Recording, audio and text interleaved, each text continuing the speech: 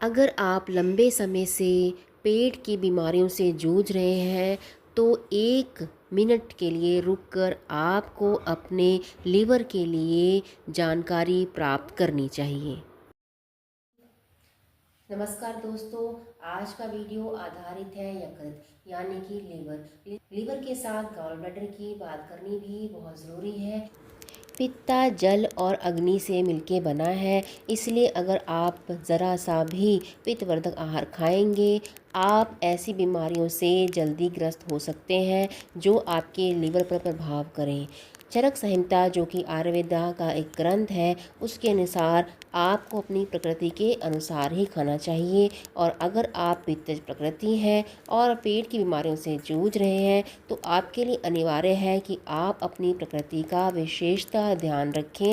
पित्ता आपके शरीर में दिमाग, मेटाबॉलिज्म और डाइजेशन का नियंत्रण रखता है।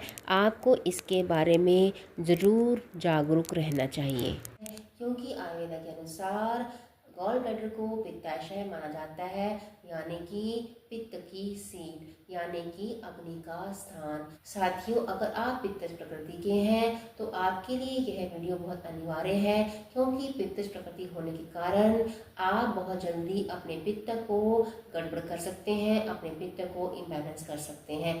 साथियों, शरीर में लीवर का बहुत अधिक योगदान है। लीवर आपकी शरीर में बाइल प्रोड्यूस करता है जो कि शरीर में डाइजेशन अर्थात आपके पाचन तंत्र को मजबूती देता है।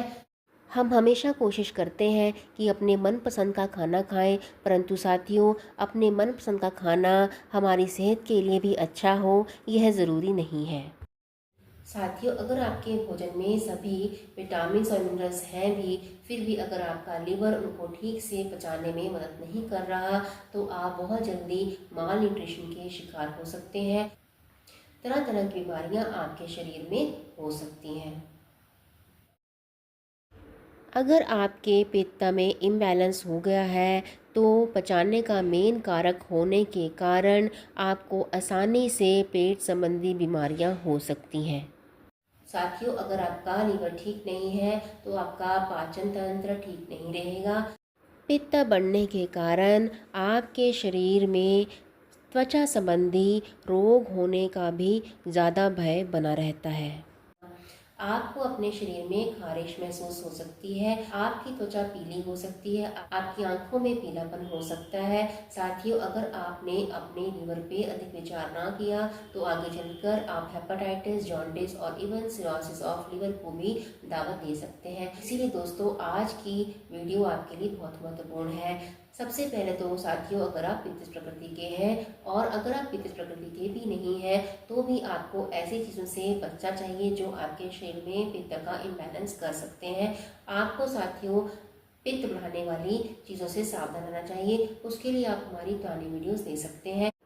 अगर आप अपने खान पान का अच्छे से ध्यान रखें तब भी आप आसानी से पित्ता बैलेंस कर सकते हैं।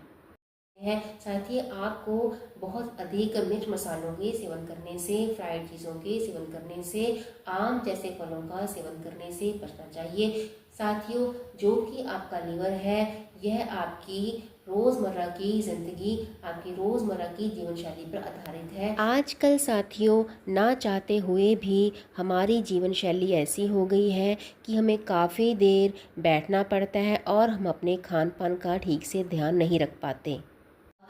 अगर आपकी जीवन शैली ऐसी है, आप बहुत अधिक तनाव में हैं कि आप व्यायाम नहीं कर रहे, आप अल्कोहल और नॉन वेज का सेवन कर रहे हैं, अक्सर ऐसा देखा गया है कि जल्दी ठीक होने के लिए हम अपनी प्रकृति की परवाह न करते हुए बहुत दवाइयाँ खा लेते हैं।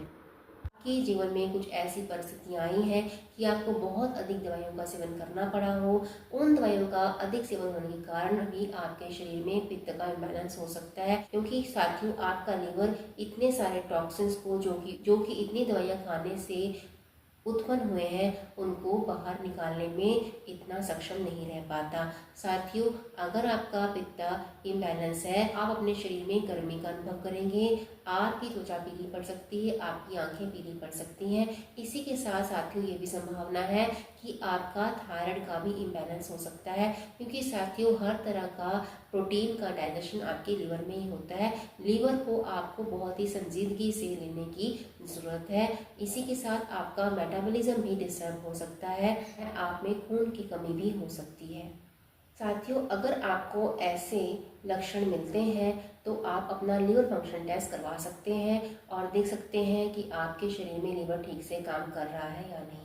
तो अगर आपका पित्त इम्बैलेंस में है तो आपको पित्त बढ़ाने वाली चीज़ों से दूर रहना पड़ेगा, आपको पित्त को शांत करने वाली चीज़ों का प्रयोग करना पड़ेगा।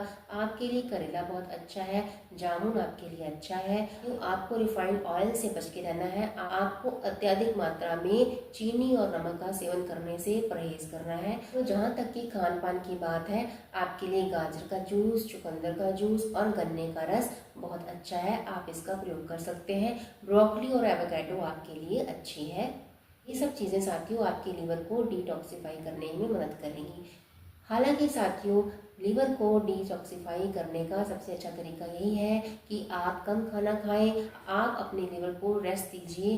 लीवर को रेस्ट देने के लिए यह भी ज़रूरी है कि आप ही अच्छी नींद लें। आप ड्राई फ्रूट और कॉफ़ी जैसी चीज़ों का कम इस्तेमाल कीजिए।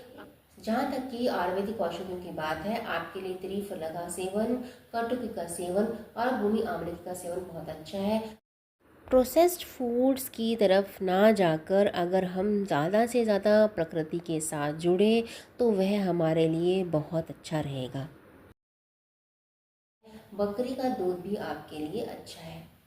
साथियों, अगर आपका पेट ज़्यादा बिगड़ गया है तो आप पंचकर्म का सहारा ले सकते हैं। पंचकर्म में विरेचन कर्म आपके लिए अनिवार्य है। साथियों, आयुर्वेदा के अनुसार अगर आप अपने लीवर को डिटॉक्सिफाई करना चाहते हैं तो आप ढेर सारा पानी पीजिए, व्यायाम कीजिए और हल्दी और आंवला को अपनी जीवन शैली में अपनाइए। दवाइयों और खान पान के अलावा जो आपको पित्त इम्बैलेंस से बचा सकता है वो है व्यायाम और नित्य प्रतिदिन योगा अभ्यास करना।